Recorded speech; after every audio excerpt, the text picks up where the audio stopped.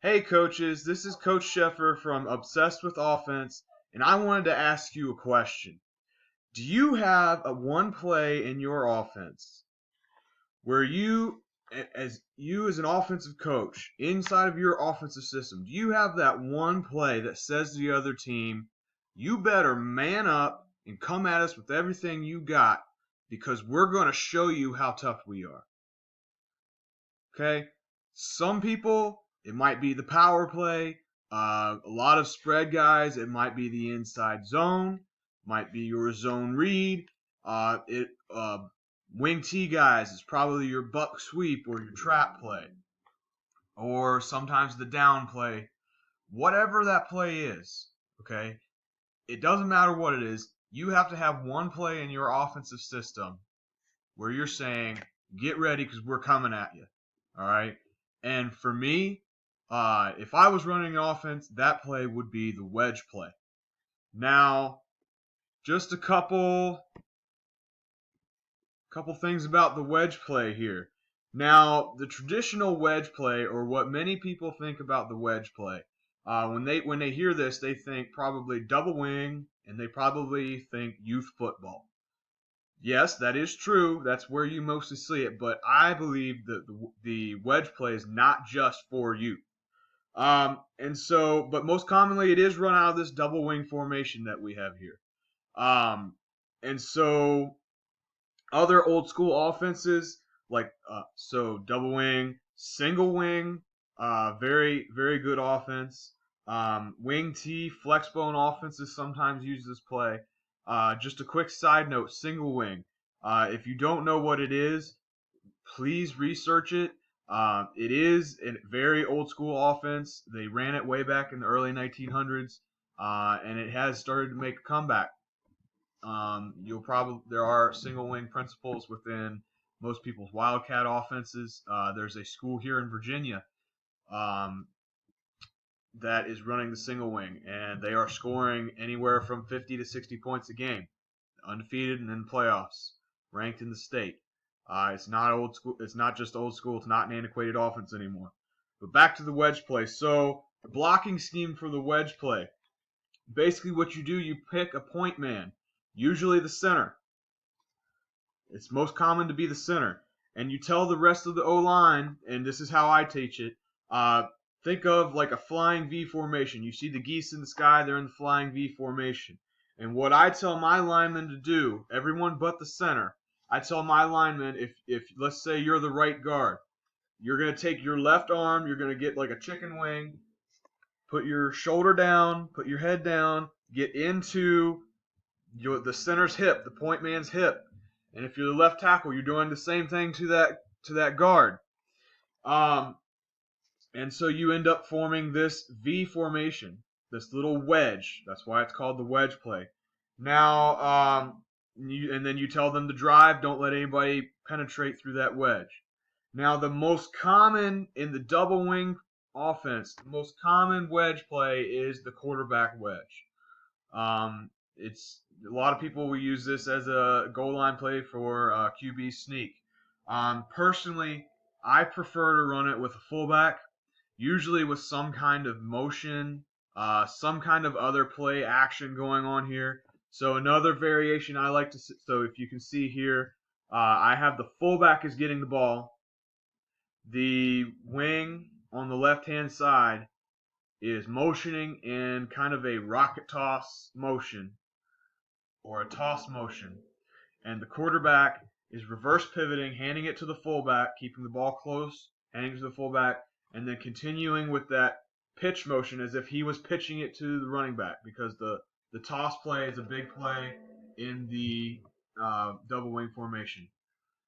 So I want to talk about some other variations because this is what the quarterback wedge, just what most people think about the wedge, and a lot of people don't run it anymore.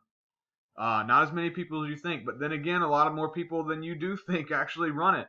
And there's a couple reasons why. It's not just for these old school offenses. Now, the first couple that I'm going to talk about, like the wing T. I like the fullback wedge out of the wing T. Yes, it is an old school offense. It's same blocking scheme. with as double wing, and I like it with a rocket toss motion. You could pair this with a rocket toss. So if you see here, I have the wing back on the right side of the formation is actually blocking, doing his reach block or race block as if he was blocking for the rocket toss. So the wing T is all about deception. Hopefully you've been running the rocket toss a few times and you get that defense to flow. They're not thinking about that fullback anymore. And so you hit him with that wedge play. You're trying to look for anywhere from 2 to 3 yards, but sometimes it might pop for more than that. Okay, so like I said, it's not just for these old school formations. This particular pistol formation that I have shown here is one that another coach that I know has shown me. He said he used to use this when he was a youth coach, and he plans on using it in the high school when he starts to coach offense in high school. So you got the pistol formation, and what you got here. Let me get my notes. What you've got here is the fullback is to the right of the quarterback. His heels are at the quarterback's toes. You got a tailback right behind the QB.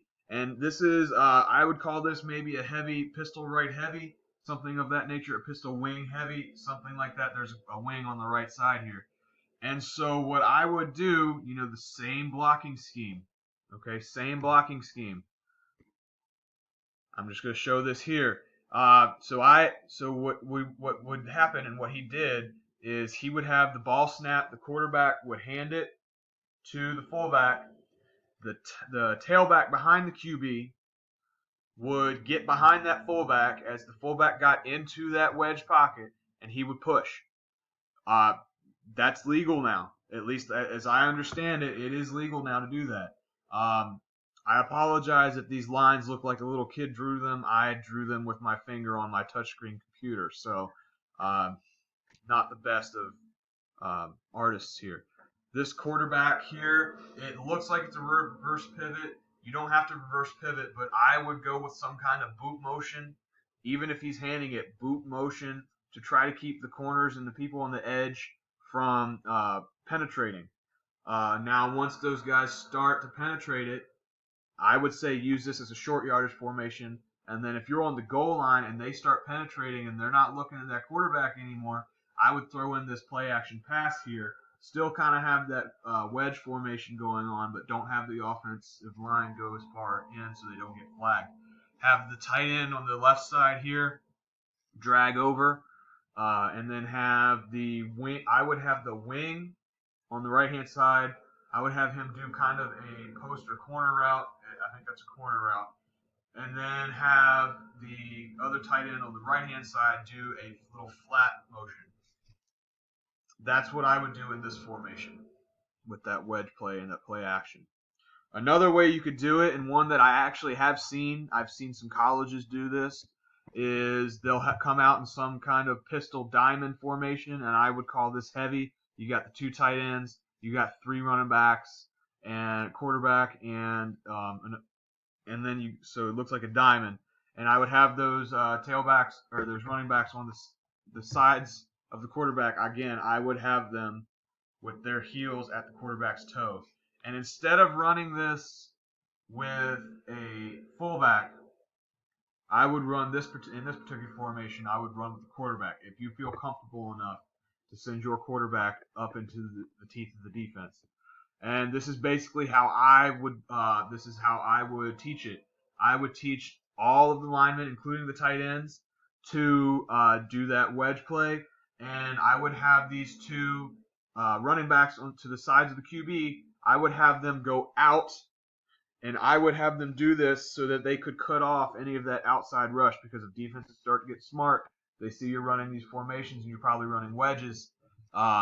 They'll probably have some defenders on the edge there who are going to try to go around the tight ends and cause some havoc and reach the quarterback before he reaches that pocket. So you need somebody there to cut off that outside rush. Now, some of these, I prefer, if you're running spread offenses and stuff, I prefer running the wedge out of pistol sets because the quarterback is closer to that wedge pocket. However, In my opinion, you don't have to be limited to these sets. Uh, what about running wedge out of empty? Okay, I'm considering um, having some kind of wedge play out of an empty set. Maybe you line up in one thing, you shift into an empty formation, try to reduce the numbers in the box for the defense, and then all of a sudden you come at them with a wedge play, something they're probably not expecting. Now you can run this from the shotgun, have the quarterback take the snap, get into that wedge pocket as quickly as he can. I think it might be a little bit better if you had him in the gun, but then at the very last second sneak up into the under center and take the snap. Now, in my opinion, if you're going to run it out of the empty set, you're probably going to have to work with the blocking scheme a little bit. Maybe have just a three-man wedge here with the centers and the guards, and have the tackles cut block whoever's on the edge there. Because if you're running an empty here and you're not having edge blockers, if the defense starts to see it coming, they will have those edge guys come in and tackle your quarterback. You might be get tackled for loss unless your quarterback's a dude. You could run some kind of play action out of this. I didn't come up with one yet.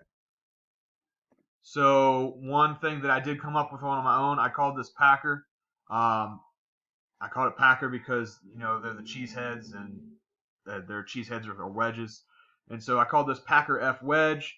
And so we had the O line was doing the wedge formation. The fullback takes the football to the left. Quarterback does reverse pivots and then boots out. And if you're running the wedge, you have the tailback. He comes over. He tries to cut off any of the outside rush from the right side. Now I like a play action pass off of this that I call just wedge pass, and it's basically if you're familiar with a flood concept, you have the receiver on the right hand side is going to run an automatic outside release. The tight end is going to run a corner route, and the tailback is going to fake like he's doing the block on that edge rusher, and he's going to run a little arrow route, shoot route, whatever you like to call it. And the quarterback's going to boot, and he is going to have what I like to call a little bit of a run pass option. He's either going to pass it or he's going to run it based on what he sees. Hopefully you've run wedge enough times out of this that the defense is selling out on the wedge, and if you start running the pass, they start ignoring the quarterback because they're selling out on the wedge. You're going to have some wide open routes. You're going to get a big play off of this. On the backside here, I do have the tight end has a kind of route. I prefer to keep him in to cut off that backside pressure. Some other coaches might like to have him drag it across the formation. Unbalanced formation. So I like unbalanced formations. I'm running out of time here, but if I'm running an unbalanced formation, I want to run a fullback wedge. I'm going to have that fullback go over to the side a little bit because if I'm running unbalanced, I'm probably not going to have the center as the point man. I'm probably going to have the guard, maybe a tackle, depends on how far out I want them to go as the point man. And so this is just one example of an unbalanced formation that I might run off of that Packer formation. But you can run unbalanced in pretty much any formation, whether that be spread, under center, or whatever you want to do. Just a few last thoughts here. You can run wedge. I think you could add wedge to nearly any offense or any formation. You could have multiple players run the ball. It could be the quarterback or the fullback. You could be the tailback if you really want to. The point man does not need to be the center. So the unbalanced formations, you have the guards. Great play to run with some play action passes. You've got to have the quarterback run those fakes. If you have any questions or comments, maybe I went too fast. Maybe I missed something. Maybe I didn't cover anything that you wanted me to cover. If you have some experience with the wedge, please let me know. Please leave some comments. Follow my blog, Obsessed with Offense. Follow me on Twitter. The link will be below. And remember to stay obsessed.